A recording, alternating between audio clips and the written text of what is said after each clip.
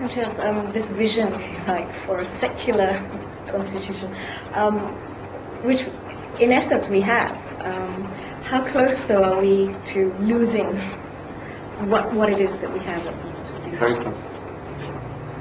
I'd like to address this concept of a secular constitution. I think that's a problematic word for many people.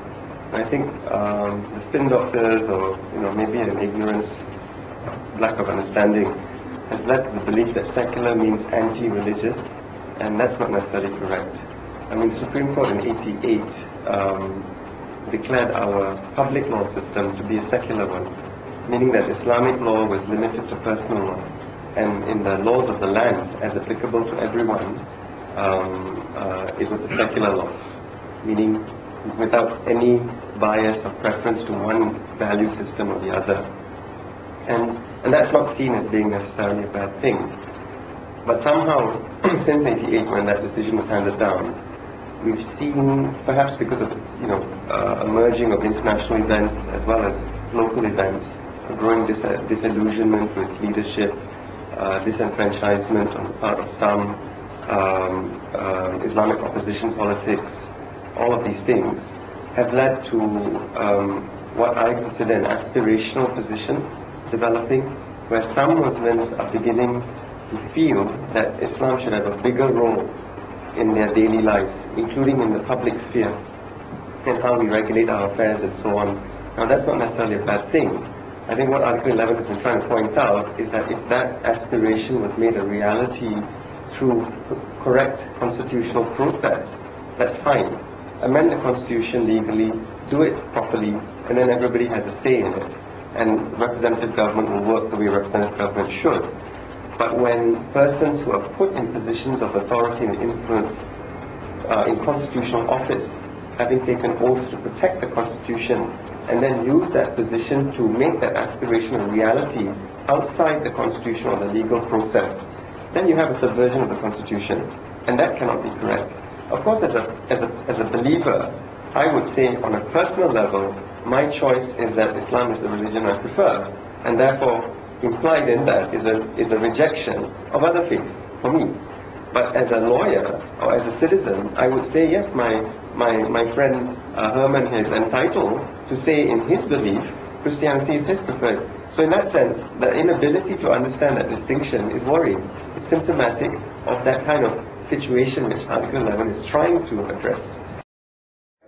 Post-July, I began to notice the language of Article 11 being absorbed into the public sphere, being now spoken by politicians and, within Barisan, as well as in the opposition, civil society activists, that language of Constitution first, equal protection for all. These concepts were now becoming more common, being discussed in dialogues and so on, being made points of reference for decisions. And I think that's something as well. So in the sense that Article 11 developed a branding of its own, I think that's very interesting. And it's something obviously we'd like to see explored, because Article 11 is not just ours. It's all of Malaysia's, really, if you think about it. Every Malaysian has a stake in what Article 11 is trying to do. Over, as I mentioned, a space of only 3 or 4 months, we collected 20,000 signatures. I think is very symbolic that there are deep concerns in Malaysia that there are issues that need to be addressed. I think in the religious communities themselves, there's no longer a silent majority. I think they are very disturbed, angered with all what they see is happening, one after the other. Shamala, Murthy,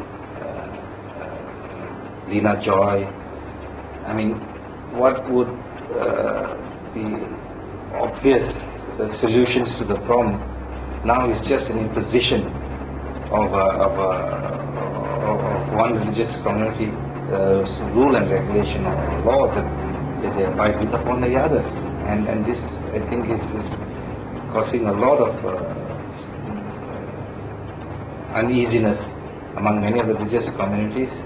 I'm just thinking that last year's 2006 ended with Malaysia Kini saying Article 11 was one of the top 10 news stories of the year, which I think was an achievement, not for the coalition, but for the cause. For example, on Malaysia Kini, there were quite a number of letters that were written into the editor saying, echoing a little bit of what Imtiaz had mentioned, which is, yes, maybe something had to be done, but no, we don't think that this is what the way to go, that more dialogue is needed, that we need to somehow figure out how to have discussions on these issues so that certain communities don't feel that their concerns are not being taken into consideration. And I've also seen more middle ground Malays speaking out, claiming their religion for themselves, no longer being willing to let a small group of individuals define their religion for them,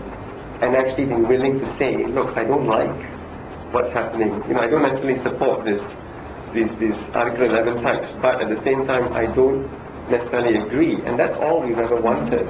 Because once you start to do that, you begin to see that Islam cannot be monolithic. And once it's not monolithic, its utility as a political tool is gone. And that's a wonderful thing. Because religion is religion. It should not be used for a political purpose.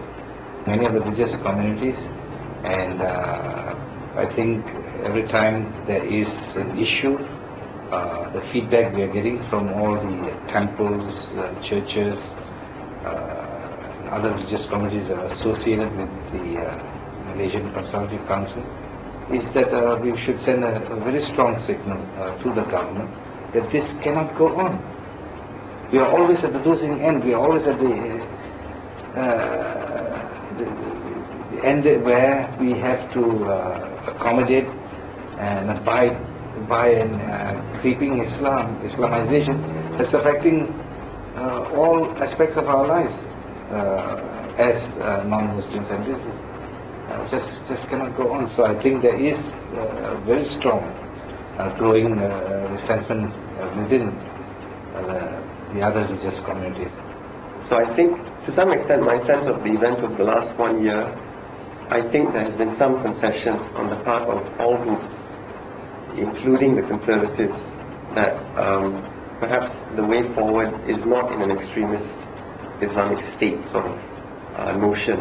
It lies in one which recognizes and espouses the social contract theory as was put in place in 1957. And in saying this, I don't think Article 11 is running inconsistent with what the Prime Minister has been saying. I mean, post-July, when the directive was given to stop forums, we saw things in the Straits Times being published suggesting that we should look back to the Founding Fathers' vision of 57. A vision which was put together by persons of all races and all religious backgrounds.